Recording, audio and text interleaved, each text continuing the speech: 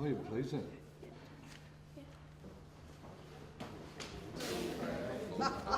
You'd have loved it. And welcome to our Inspiring Fundraising and Philanthropy Conference.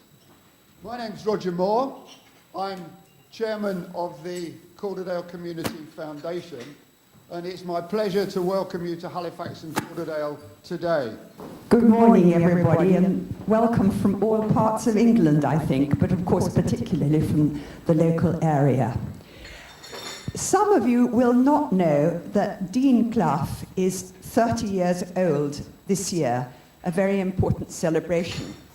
And it's in the last 30 years that these great 19th century mill buildings have been transformed into a complex housing 150 businesses and 4,000 staff. Today's about inspiring fundraising and inspiring philanthropy. And it's about thinking outside the box. We're going to look at various models of fundraising, which have, the whole landscape has changed a great deal over the last few years. We're going to look at crowdfunding. We're going to look at online generation of donations. I left school when I was 16 with very few qualifications because of a difficult life at home. However, when I was 20, I walked into a recruiting office for the armed forces because I wanted to change, and I had been asked why I did that, what triggered it, and I think it was to make my mother proud. On the 18th of February 2008, I was involved in an incident following a rocket attack, and was struck head-on by a vehicle. I was wearing body armour at the time, so therefore I was protected from neck down to waist. Kevlar body armour, very thick, obviously there for a reason. And it was sandy, so therefore when I bonded with the vehicle, I was underneath it, my chest was slightly higher and the vehicle was slightly lower, so you're going to kind of have a little bit of friction. At the time, Help for Heroes was a very small charity, wasn't very well known at all, and lots of people have lots of feelings on it, but it captured and has captured the imagination of a lot of people and has raised an extraordinary amount of money and for all the right reasons. And I felt that it was the right charity, and I decided to raise £1 million. And a lot of people went, there, good luck with that, or that's very nice, Phil, well done. And no one wanted to say, it's going to be quite difficult. I've got an ability to do something, whatever that is. Every person has. It's not a disability, it's an ability. So we should champion what people can do rather than maybe what they can't. I've got limitations, but haven't we all?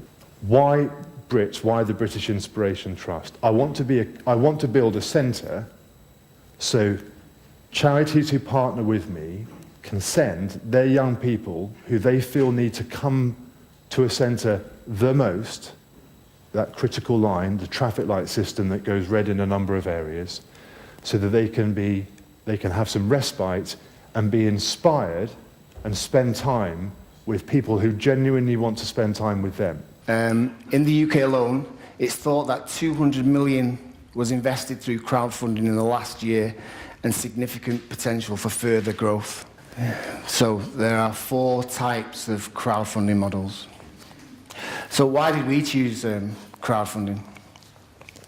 As a religious organisation, most mainstream funders will not fund us. The Shiva Trust is 2 years old in July, and we had another charity prior to that, which wasn't an overtly religious charity. And we've managed to fundraise for 5 years. We've fundraised by our own efforts and our own community. And last year, I decided that it was time to find alternate forms of income. So we started to do the conventional funding applications, and I was disillusioned, frustrated and angry about the responses to... So I had this light bulb moment. Serendipity and light bulb, I call this one. I suddenly thought, well, what we've done with holiday rentals, which was to link people who owned holiday homes to people who wanted to go on holiday. I thought I can link people who want to give to local charities to their local charities. It seemed quite an easy idea. I now know about gift aid. Different situation. But the problem I had was how was I going to find those local charities? And it just so happened that on my course at the Institute of Philanthropy was Matthew Bocock, who was the head of the then Community Foundation Network, and it's now called UK Community Foundations. There's 47 of them in the UK. Steve, of course, is about the best. But they give grants to 26,000 local charities annually. So there I was sitting in the room with Matthew, and we said, you know what? We've got to do this. Or in Matthew's case, I had to do it. So this is the slide, let's look at localgiving.com. This is a slide I did in sort of 2008. I updated the figures since then, because we've got more. Basically, at that point, and actually I think we still are, the UK's only online giving site that enables small local charities and the unregistered ones to raise money and awareness online. Now we've got over 4,000 of them on the site, 4,000 across the UK. Still 30% of them are too small to be registered, and therefore they couldn't be on any other online site and they couldn't get gift aid. The other thing I should say is that we have a very rigorous vetting procedure because, of course, you know, you're taking the public's money. You've got to be very careful that actually the money is going to the right people. In 2008, there were a lot of people who were seriously technophobic. And so we found that we had to do an awful lot more than just give them a website.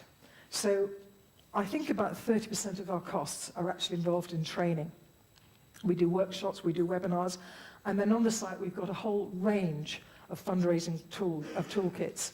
You know, how to do your supporter report, we give financial reports, so the treasurer of the charity is very pleased with us. We give things on how to do social media. We have the next one, some downloadable guides. So what have our achievements been to date? Okay, so far we've got 4,033 charities on the site. We've got 6,000 monthly direct debits set up. We've got 43,000 registered supporters and 478 fundraising pages. What about Calderdale, one of our first? We called it the TULUG. Do you remember? It was called the Test Users Launch Group. TULUG, it's sort of graved on my heart. They were very long days, weren't they, Steve? We've got 105 in Calderdale. We've got 71 direct debits. You've got 1,100 registered supporters. You've only got one fundraising page, Steve. Can you work on that, please? And saying philanthropy isn't all about multi-million-pound gifts from people like Warren Buffett. Philanthropy to me is the intent with which you approach your giving. It's about being strategic. It's about thinking about the impact that you want to have rather than necessarily the size of your donation. I would like everybody in this room to aspire to be a philanthropist, if indeed you're not one already. And hopefully the speakers in a few minutes will just tell you a little bit about their story, about the journey that they've gone through to get to where they are today. The beauty of major gift fundraising is actually, it's probably better described as high-touch, low-tech, rather than the high-tech, low-touch that you might have with perhaps websites and so on. So it's a difference both in just amounts, but also in technique as well. Now, the starting point for giving, rich people giving is, well, what do we hope for? What do we hope is happening? Well, we hope that they're going to fund the causes that we're either running or that we care about, and hope that they will, you know, feel they have something spare to give over.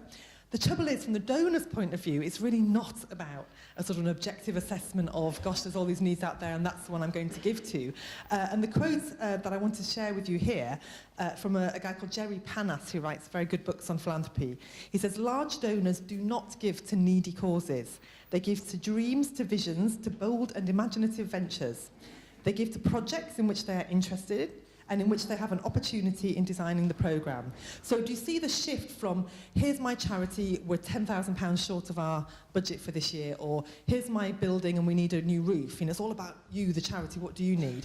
And actually shifting it to a donor-centric point of view, where you're saying, okay, the donor has reached a point in their life where they're lucky enough to have more money than they need, and what would they like to do? What are their concerns? What are their passions, which might match well with what you're trying to achieve as a charity? So it's a shift from a charity-centric point of view to a donor-centric point of view. And if that's the one point you could take away.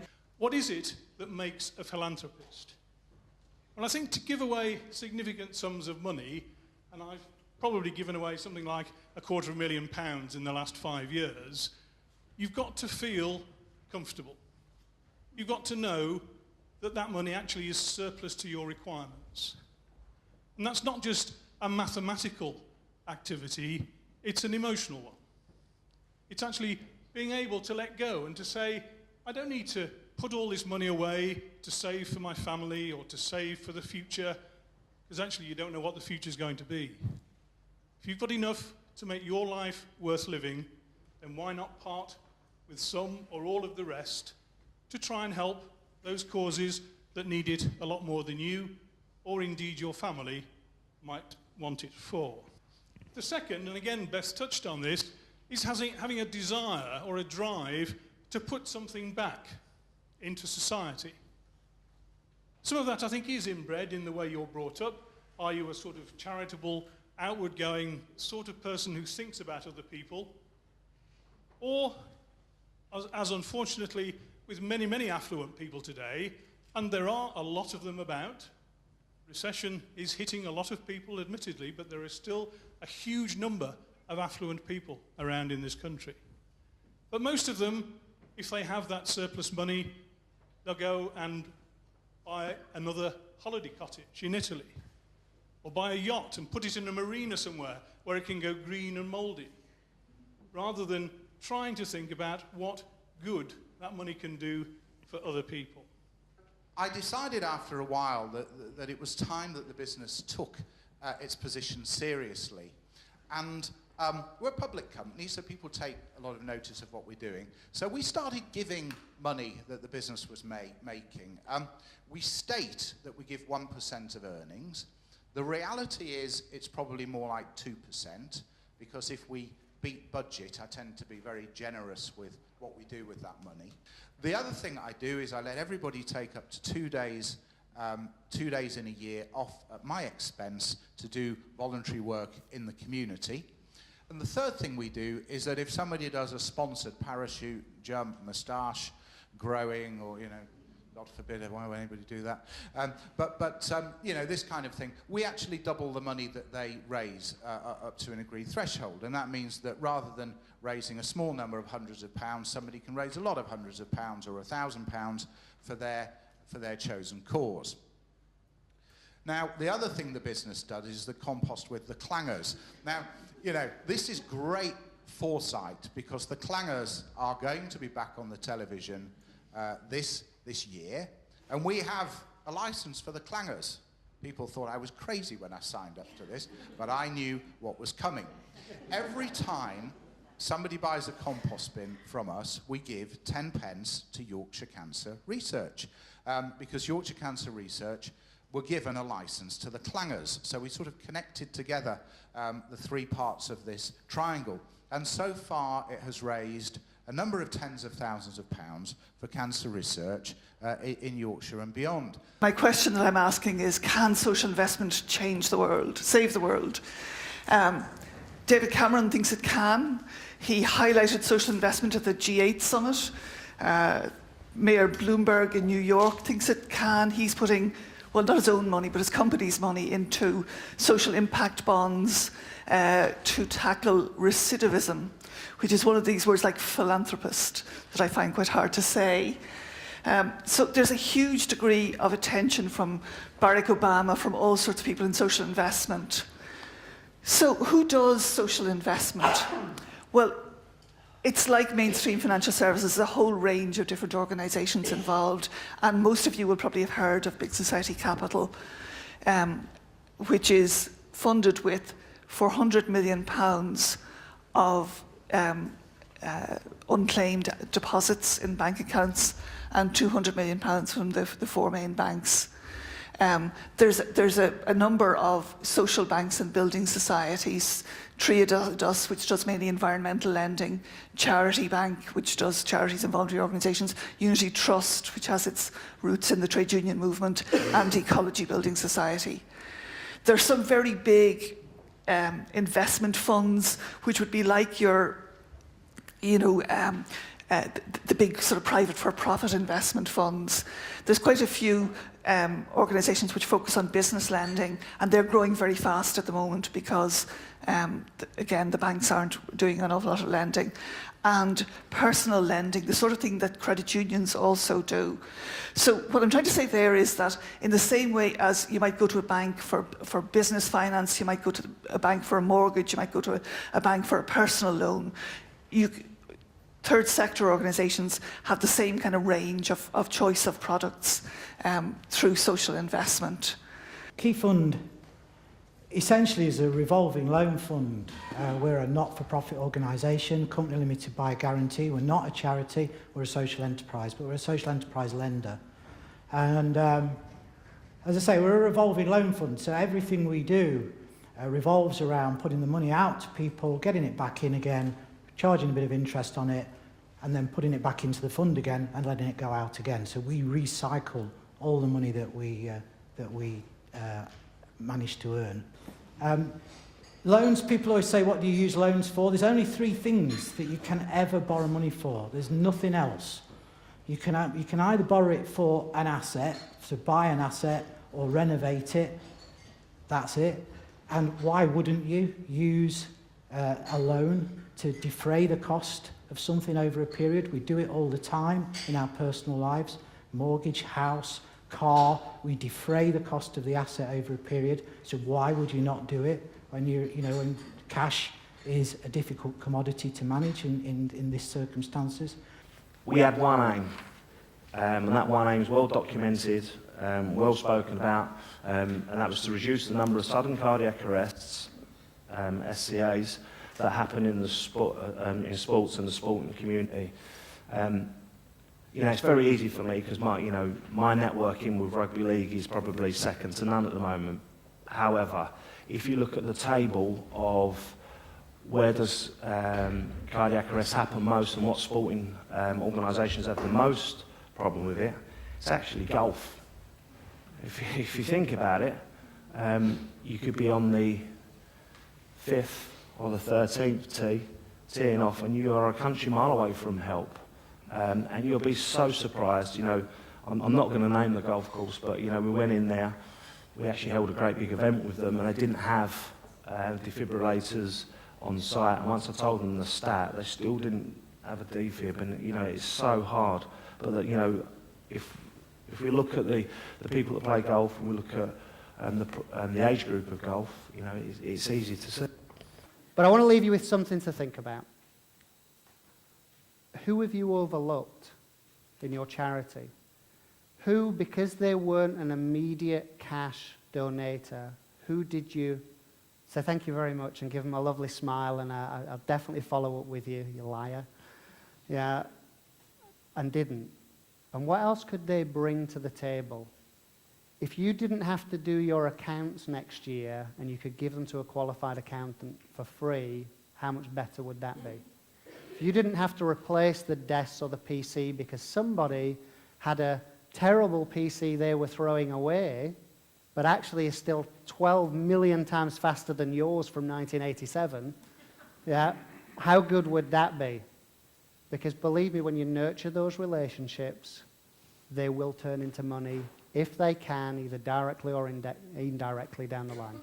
So I'd leave you with this challenge. When you leave here today, make a list. Who are you going to re-engage with that could help you with stuff that's more than just money?